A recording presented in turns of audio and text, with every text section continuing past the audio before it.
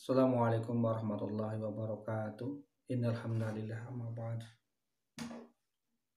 Alhamdulillah, puji syukur kehadirat Allah Subhanahu wa taala karena pada kesempatan yang berbahagia ini, alhamdulillah pada kesempatan yang berbahagia ini kita masih diberi kesehatan sehingga kita bisa menjalankan kewajiban kita untuk terus belajar, terus menuntut ilmu, walaupun dengan suasana kita belajar di rumah, tidak pergi ke sekolahan, tidak bertemu langsung dengan Bapak Ibu guru.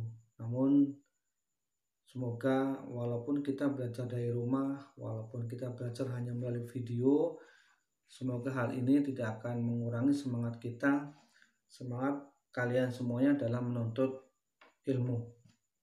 Untuk kesempatan hari ini adalah pembelajaran fikih untuk bab yang kedua, yaitu yang berjudul asiknya berkurban dan indahnya akikoh. Seperti biasa, harapan Pak Guru dalam proses pembelajaran ini nanti kalian mampu dan memahami pengertian dari kurban dan pengertian dari akikoh.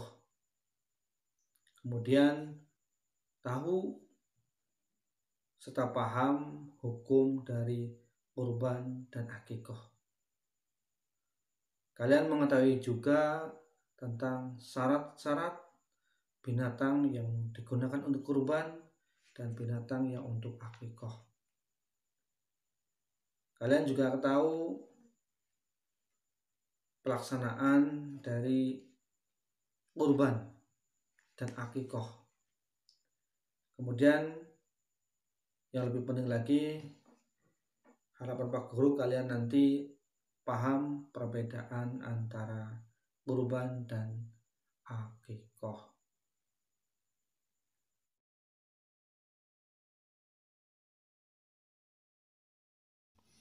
Pengertian kurban secara bahasa, kurban berasal dari bahasa Arab ghoroba yang berarti dekat atau mendekatkan. Sedangkan menurut istilah, kurban artinya menyembelih binatang ternak yang telah memenuhi syarat pada hari yang ditentukan semata-mata karena mengharap ridho Allah.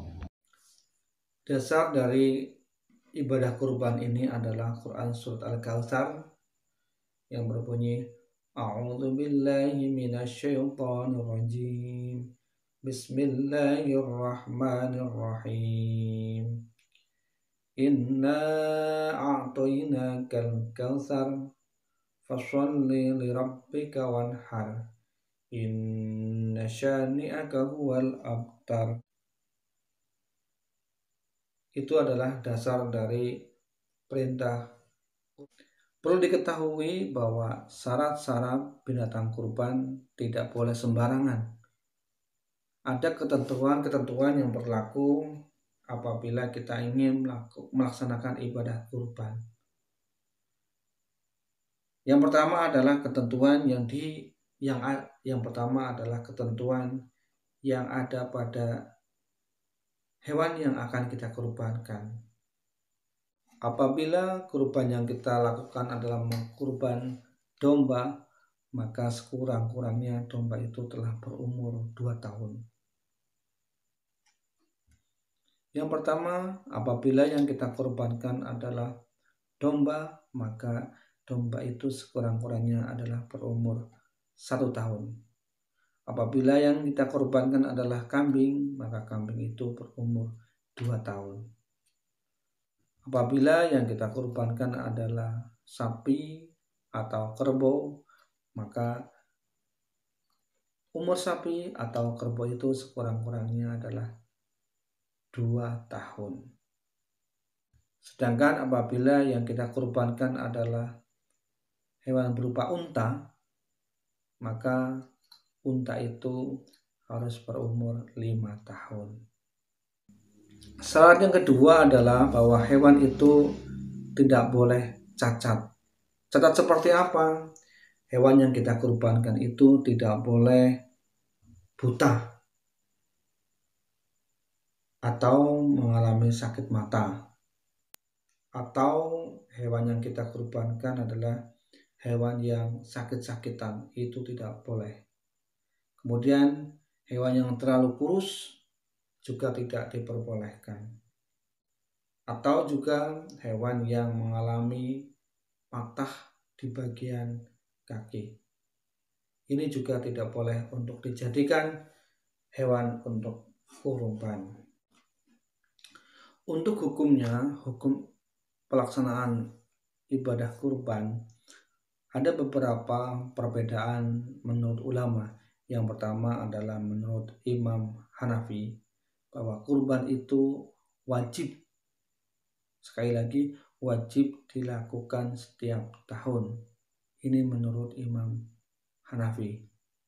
Sementara kalau menurut Imam Malik, Imam Syafi'i, Imam Ibnu Hambal, maka kurban ini adalah sunnah muakkad. Adapun sejarahnya, kita tahu ini cerita tentang Nabi Ibrahim bersama dengan putranya Ismail. Pada saat itu Nabi Ibrahim bermimpi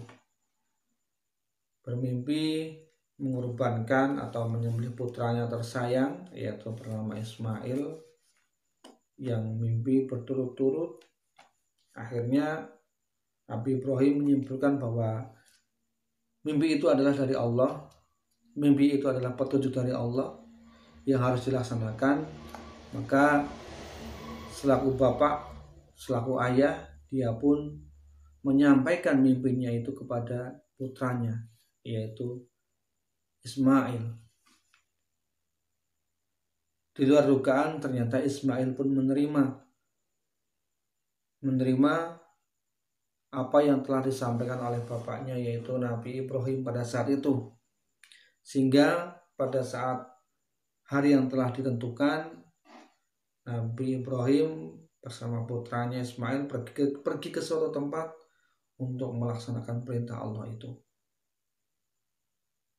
Alhamdulillah, pada saat detik-detik terlaksananya, atau pada saat detik-detik Allah menggantinya dengan seekor domba. Nah, peristiwa itu terjadi pada tanggal 10. Waktu pelaksanaan ibadah kurban adalah pada tanggal 10 Dzulhijjah atau pada tanggal hari-hari tasyrik, pada tanggal 11, 12, dan 13 Dzulhijjah. Untuk ketentuan jumlahnya, jumlah hewan yang dikurbankan adalah kambing adalah 1 ekor untuk 1 orang. Kemudian untuk sapi boleh 1 ekor untuk 7 orang. Untuk pembagian hewan kurban, apabila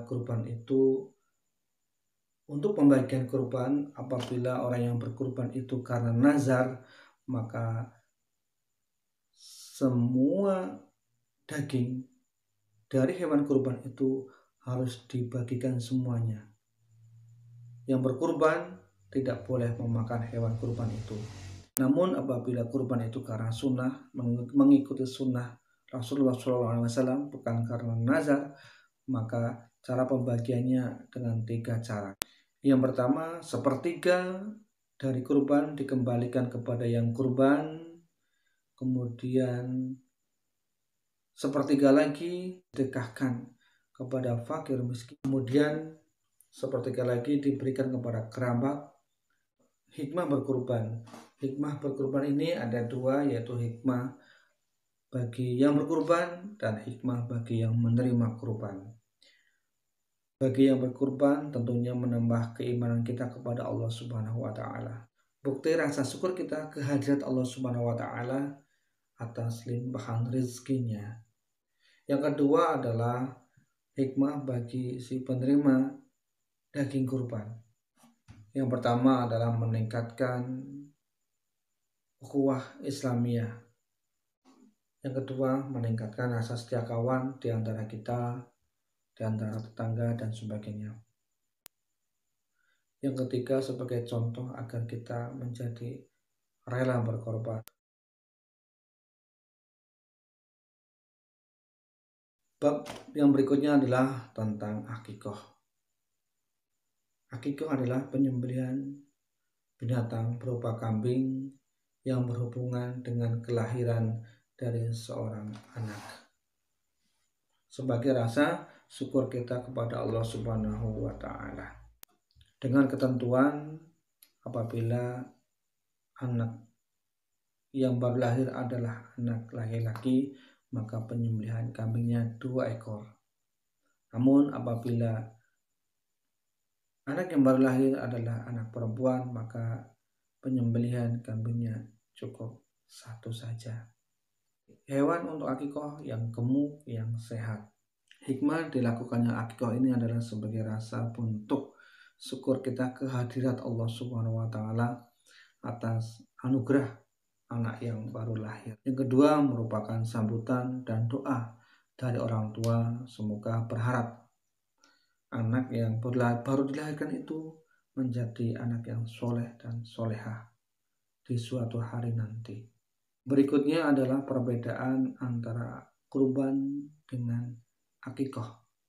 Kurban dilaksanakan pada hari kurban, sedangkan akikoh dilaksanakan yang berhubungan dengan kelahiran seorang anak. Jenis binatang yang digunakan untuk kurban adalah sapi, unta, kambing. Adapun hewan yang digunakan untuk akikoh adalah cukup kambing atau domba. Dalam perkurban 1 kambing untuk 1 orang. Adapun sapi, 1 sapi untuk 7 orang. Maksudnya boleh patungan untuk 7 orang. Kurban dilaksanakan pada setelah Hari Raya Idul Adha atau tanggal 10 Dzulhijjah sampai tanggal 13 Dzulhijjah. Adapun akikoh dilakukan pada hari ke-7, ke-14, dan hari ke-21 setelah kelahiran. Untuk daging kurban tentunya dibagikan dalam keadaan mentah. Apabila akikoh, maka daging akikoh itu dibagikan dalam keadaan matang. Berikutnya adalah tata cara dalam penyembelihan hewan kurban.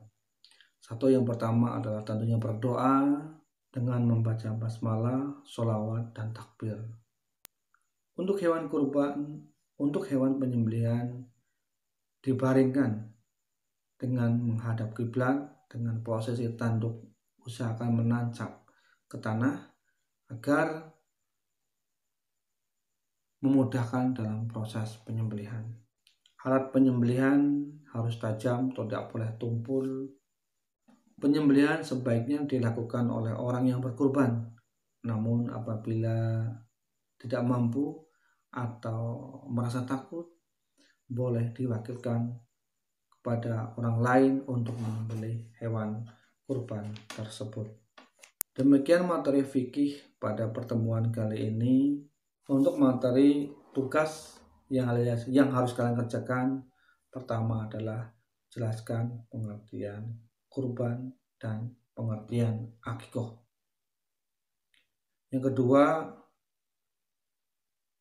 jelaskan hukum dari kurban dan akikoh. Yang ketiga, syarat binatang yang digunakan untuk kurban dan syarat binatang yang digunakan untuk akikoh. Yang keempat, kapan pelaksanaan ibadah kurban dan kapan pelaksanaan ibadah penyembelihan akikoh. Yang terakhir adalah sebutkan persamaan dan perbedaan antara kurban dengan akikoh. Terima kasih telah mengikuti video ini dan jangan sampai lupa klik hadir di bawah video ini. Bagi yang belum subscribe, maka sebaiknya subscribe untuk memudahkan apabila nanti Pak Guru mengunggah video lagi, maka secara otomatis kalian mendapatkan notifikasi atau pemberitahuan tentang soal-soal berikutnya. Wassalamualaikum warahmatullahi wabarakatuh.